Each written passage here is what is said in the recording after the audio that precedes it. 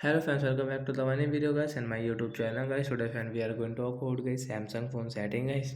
And today video title is guys how can we change guys Samsung phone guys this font style. Friends, you want to change guys this font style in your Samsung phone device. So how can you change today friends? I will show you. I will tell you guys. So before starting video friends, first of all go and subscribe the channel guys. Click the bell icon, like the video.